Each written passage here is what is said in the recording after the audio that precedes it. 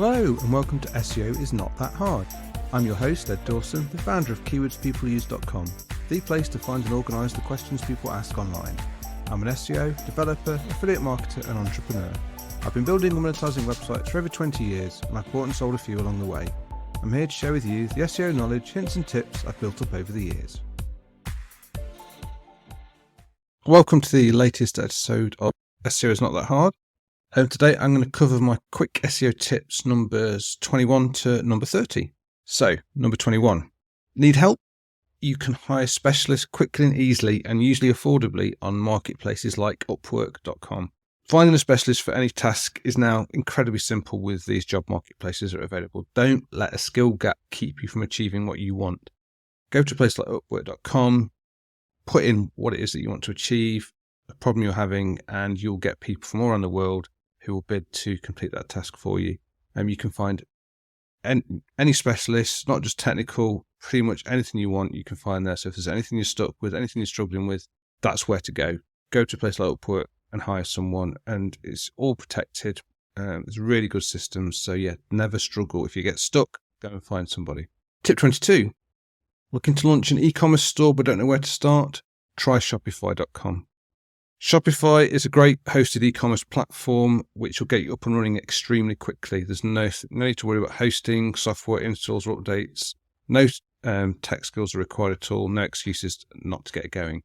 It's basically an online hosted platform that specializes in doing e-commerce. It's got all the payment gateways in there. It just gets you up and running so quickly. You can start getting products on there and get content on there and get selling really quickly.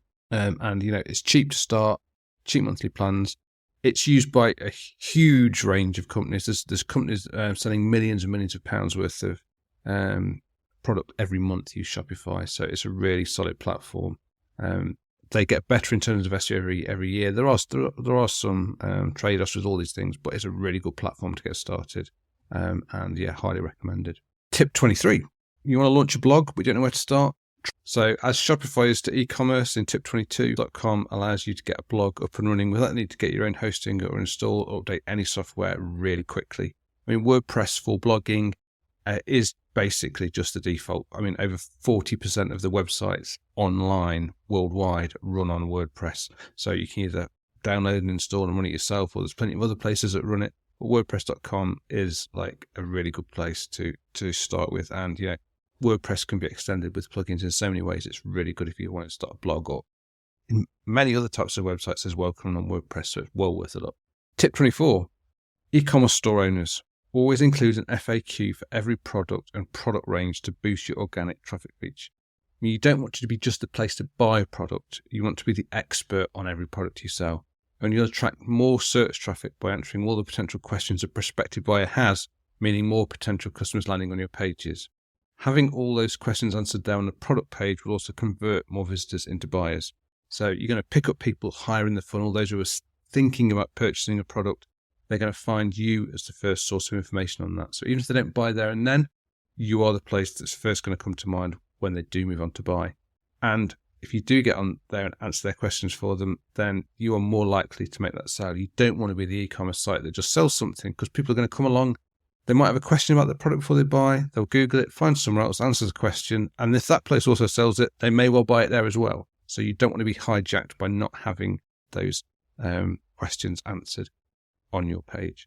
Again, if you're looking to find what people are asking about any product or any product range, keywordspeopleuse.com, great place to find. Put in the product that you are selling and you'll find we can provide you all the questions people are asking about that product. Tip 25. A picture is worth 10,000 words. If you can include images within your pages, then do.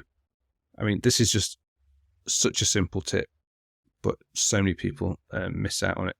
Put pictures and images on your pages where it makes sense. If you're trying to explain to somebody how to use a piece of software, put images up that show where on the page they've got to click. If you're selling a product, make sure you've got plenty of product images. The more product images, the better. Images of the product in use, the whole gamut. Just make sure if you can fit an image in and it makes sense, do it.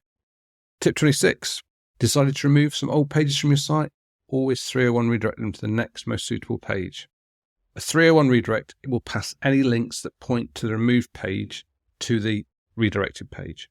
Google will then pass most of the ranking signals of your old page to the page you redirect the traffic to, which means the hard work and effort you put into the page you've had to remove won't be completely lost from an SEO perspective. Now, a simple example of this is a product page. You've got your e-commerce site, you're selling a product, that product gets discontinued, then you want to 301 redirect that product page back up to the category page that that product is part of. Or if a new version is released, 301 to the new version of the product. Just make sure you don't lose all the hard work that you've put into that page and building rankings for it and traffic to it and links to it over time. Make sure that you redirect to another page so you don't lose it. Tip 27, don't buy a domain name that includes the trademark of another company, especially bigger companies. You'll end up in a world of pain if you try to monetize it. Trying to benefit from another person's brand or trademark can be seen as an attempt to pass off and can lead to some quite serious legal consequences if the other company discovers what you're doing. Many brands can be quite aggressive at protecting their trademarks and brands, and there are many examples of them getting those passing off shut down and the domain seized. In short, it's better to build your own brand from the start. So just don't, if you're going to build a website about, Lego, don't put Lego in the domain name. And if you do, there's very strict rules on what you can and can't use with trademarks. And some companies, especially the bigger ones, are very, very on top of this and will try and shut you down. So don't step on people's toes with that. It's just not worth the effort from the start. Tip 28. Keywords in a domain name won't help you rank by themselves, but when people link to you using your domain name as anchor text, then it might. This is one of the more controversial tips. You might find some people have quite strong opinions both for and against this tip. In my opinion, it's the keyword in the anchor text when people link with the domain name to you that's the benefit there. When we had broadband.co.uk, we got lots of links to that website, which were just broadband.co.uk. That was straight naked anchor text. And I'm sure that helps that site rank for the keyword broadband because that keyword being the domain. It's not because it's just the domain itself. I'm pretty sure it's because of the anchor text. Some people think that keywords and domain names do have power in themselves. Google seems to always now say it doesn't, and if it is, it's only going to help you for one keyword, but I don't think it hurts to put them in, but I don't think it's the be-all and end-all. Tip 29. If the anchor text for a link says cheap laptops, then this is a sign to Google that the page being linked to is relevant for the term cheap laptops. This is why when you create links that you control, you should always try and use descriptive anchor text rather than generic ones like click here, which are erased of a good ranking signal. Always make sure that when you put in links, say if you're using internal links that you control, make sure that you use descriptive ones with the keywords in that you want to rank for, because Google does use the relevance of those anchor texts to help rank your website, the web page for those keywords that are in those anchor texts. Finally, tip 30. Keyword volume is an overrated metric, which is why we don't use it at keywordspeopleuse.com. Don't chase keywords based on volume. 20% of all searches every day on Google have never been seen before. Too many people get fixated on chasing keywords by volume, so all they're doing is making life hard for themselves in the first instance because more volume equals greater competition. So when you're starting out, it makes much more sense to chase fewer, longer tail keywords that naturally have lower volume.